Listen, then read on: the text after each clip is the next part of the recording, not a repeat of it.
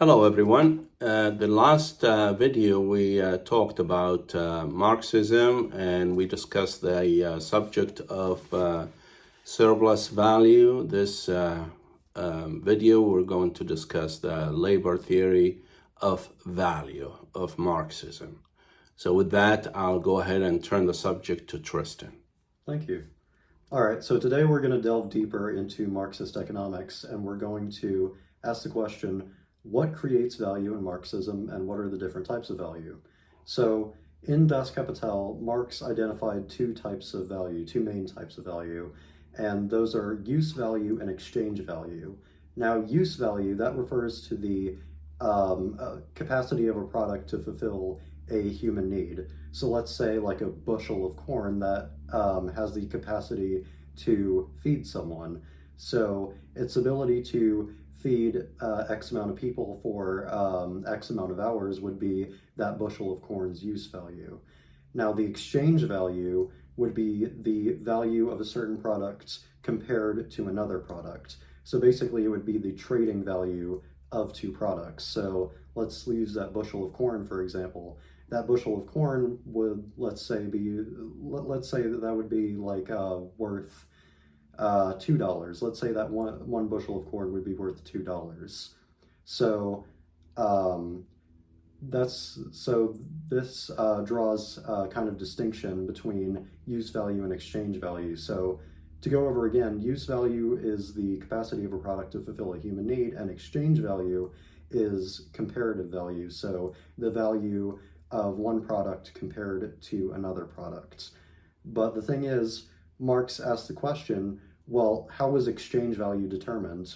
According to what law does that one bushel of corn equal $2?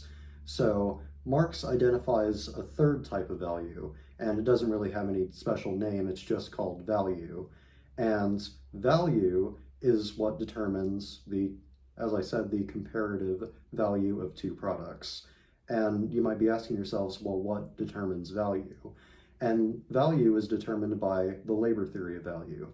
And the labor theory of value, according to Marx, is the statement that the amount of time and effort, the amount of socially necessary time and effort put into the production of a socially necessary product will determine its value. Now, I want to go over this because this is a misunderstanding that a lot of people have about the labor theory of value. They think it's just, it refers to any product and any amount of labor and time, but it only refers to socially necessary labor and time.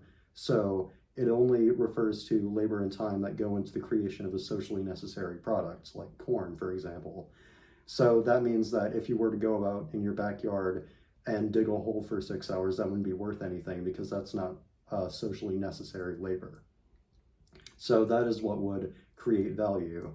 And then Marx, he draws the distinction of capitalism and communism from the two main types of value, exchange value and use value. So Marx basically says that exchange value is the core component of capitalist society, while use value is the core component of communist society. And that's why, for example, in capitalist society, in the societies that we have now, like let's say, for example, in the US, there are so many homes vacant, but despite that, there are so many homeless people. It's because we have a society that's oriented on the exchange value of products, not the use value. So we only seek to get money out of products. We don't seek to fulfill human need. And Marx viewed this as a travesty. He viewed it as highly immoral, highly unethical, and tragic. So that's one of Marx's core arguments from the transition of capitalism to communism, that basically he argued that capitalism would be abolished in favor of a system oriented in favor of the use value of products rather than the exchange value, and that system would be communism. I think that should complete the subject.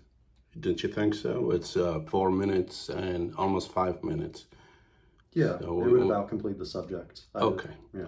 Thank you for watching, and we'll follow up with another one. Thank you.